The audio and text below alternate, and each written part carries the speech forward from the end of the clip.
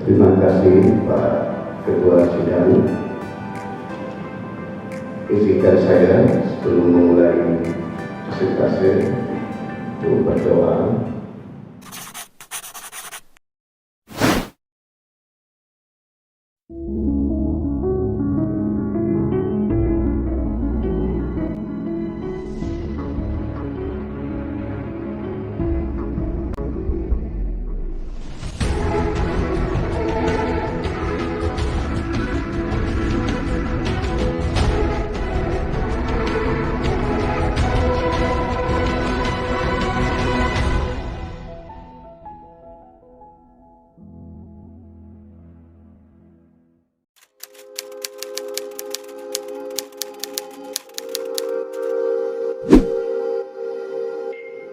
Assalamualaikum warahmatullahi wabarakatuh.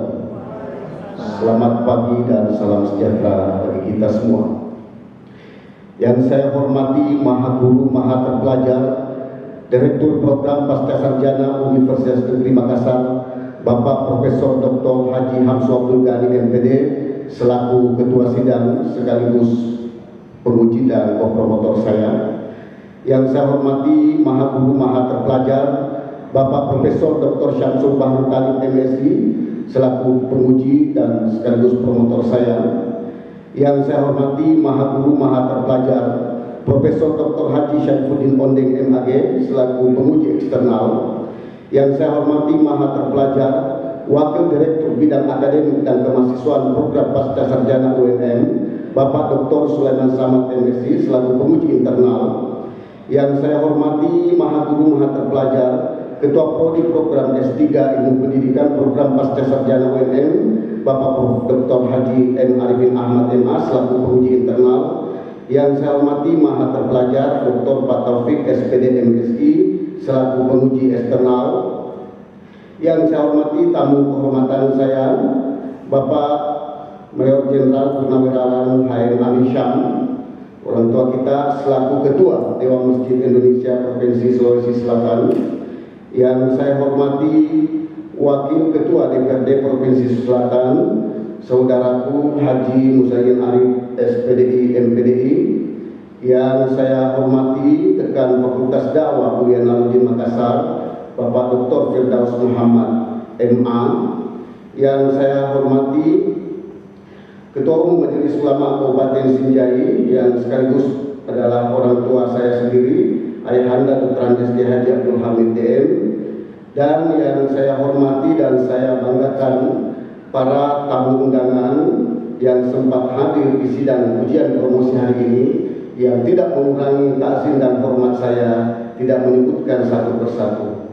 Izinkan saya untuk mempresentasikan hasil penelitian disertasi saya yang berjudul Pengembangan Bimbingan Kesalehan Sosial untuk Mereduksi Degradasi Moral Siswa di SMK Negeri 3 Sinjai.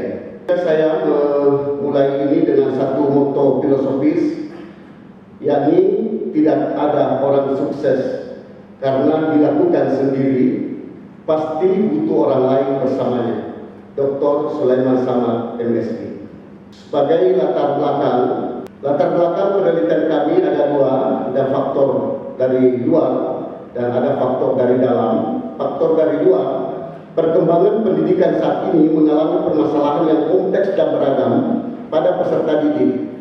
Penggunaan obat terlarang dan peredaran narkoba, minuman keras, tawuran antar siswa dan remaja, tawuran antar gen dan kelompok, seks bebas, pencurian dan masih banyak lagi yang lain.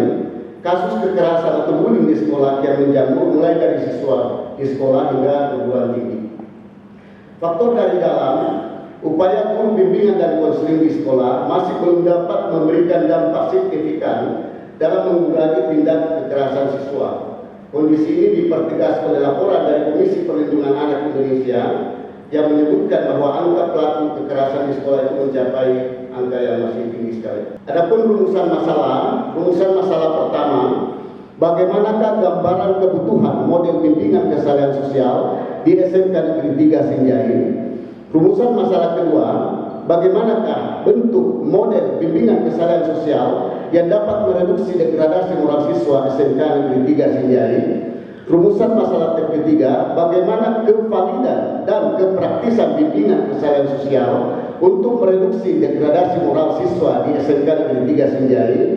Rumusan masalah keempat, bagaimanakah keefektifan model bimbingan kesehatan sosial untuk mereduksi degradasi moral siswa di SMK Negeri 3 Kabupaten Sinjai. Tujuan penelitian: 1. Mengungkap gambaran kebutuhan siswa terhadap model bimbingan kesehatan sosial di SMK Negeri 3 Sinjai. 2. Mengungkap bentuk model bimbingan kesehatan yang dapat mereduksi degradasi moral siswa SMK Negeri 3 Sinjai. 3. Mengungkap kevalidan dan kepraktisan bimbingan kesehatan sosial yang dapat mereduksi degradasi moral siswa SMK Negeri 3 Sinjai. Yang keempat, mengungkap keefektifan model bimbingan kesehatan sosial untuk mereduksi degradasi moral siswa di SMK Negeri 3 Kabupaten Sinjai. Adapun manfaat penelitian ada dua, secara teoritis tentu bagi akademisi dan juga bagi peneliti, secara praktis tentu bagi sekolah, bagi guru pembimbing itu sendiri ataupun saudara di sekolah dan bagi siswa. Kajian pustaka, definisi bimbingan. Secara etimologi, kata bimbingan merupakan terjemahan dari kata guidance yang berasal dari kata kerja to guide, yang mempunyai arti menunjukkan, membimbing, menuntun ataupun membantu. Sesuai dengan istilahnya, maka secara umum bimbingan dapat diartikan sebagai suatu bantuan atau tuntunan. Tujuan bimbingan konseling bertujuan untuk membantu peserta didik mencapai tugas-tugas perkembangan secara optimal sebagai makhluk Tuhan, makhluk sosial, dan makhluk pribadi. Lebih lanjut, tujuan bimbingan dan konseling adalah membantu individu dalam mencapai kebahagiaan hidup pribadi sebagai makhluk Tuhan, kehidupan yang produktif dan efektif dalam masyarakat, hidup bersama dengan individu-individu yang lain secara harmoni antara cita-cita mereka dengan kemampuan yang dimiliki. Sedangkan kesalehan sosial berasal dari dua kata, yaitu kesalehan dan sosial. Secara bahasa, kesalehan sosial berasal dari kata saleh, yang artinya taat dan sungguh-sungguh dalam menjalankan ibadah, suci atau beriman. Kesalehan dapat didefinisikan juga sebagai sebuah ketaatan atau kepatuhan dalam menjalankan ibadah dan sikap kesungguhan untuk menjalankan ajaran agama Islam. Di sisi lain, kata sosial berkaitan dengan masyarakat dan dalam memperhatikan kepentingan umum, dalam hal ini suka menolong, dermawan, dan lain sebagainya. Kemudian isi daripada indikator kesalehan sosial yang peneliti ini adalah yang pertama, indikatornya saling menyayangi, beramal soleh, saling menghormati, berlaku adil, menjaga persaudaraan, menegakkan kebenaran, tolong menolong, dan musyawarah. Adapun materi layanan bimbingan kesalehan sosial di SMK, pertama, melakukan aksi sosial antara lain berempati kepada sesama, membangun kerukunan warga di sekolah, menciptakan suasana kompetisi yang sehat, kemudian peran serta aktif dalam kegiatan sekolah, tanggung jawab penyelesaian tugas, mengajukan usul pemecahan masalah, menghargai perbedaan agama, suku, etnis, pendapat, sikap, dan tindakan orang lain yang berbeda dari dirinya, tidak memaksakan nilai, tidak menghina dan merusak nilai yang berbeda, menciptakan suasana kelas yang memberikan kesempatan yang sama dan belajar, dan beraktualisasi diri, terpenuhnya kebutuhan dasar, dan menciptakan suasana yang kondusif. Tidak adanya diskriminasi, membiasakan hadir tepat waktu atau disiplin, membiasakan mematuhi aturan, keterlibatan dalam demokrasi, dan larangan menonton. Metode penelitian, jenis penelitian kami ini dilakukan dengan menggunakan metode Research and Development R&D yang direkomendasi oleh Bob Dingler. Prosedur penelitian pengembangan, ya, kami ada 3: penelitian awal, pengembangan produk, dan tahap pengembangan. Selanjutnya uji coba produk. Kemudian teknik pengumpulan data menggunakan skala atau angka.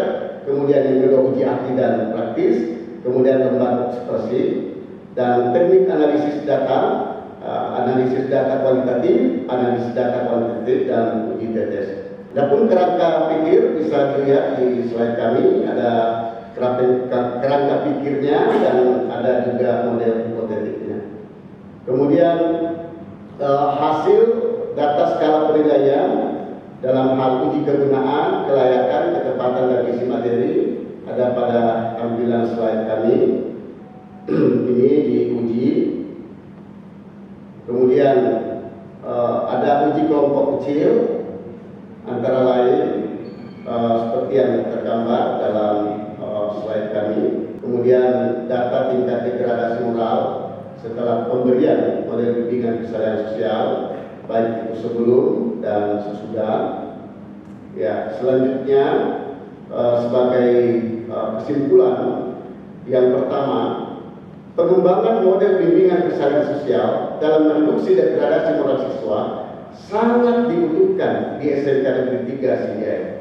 Kedua, pengembangan model bimbingan kesadaran sosial dalam mereduksi degradasi moral siswa yang dikembangkan dalam bentuk buku panduan memiliki langkah-langkah pelaksanaan kegiatan yang terdiri dari tahap persiapan, penyampaian, pelatihan, penutup, dan kriteria pencapaian yang memuat tujuan, sasaran, sistematika kegiatan, dan alokasi waktu, tempat dan karakter kelompok, syarat-syarat trainer dan konselor dalam model BKS atau bimbingan kesadaran sosial, peran konselor siswa dalam kegiatan model bimbingan kesadaran panduan khusus training kesadaran PKS, materi kegiatan, dan SPT serta lembar kerja siswa.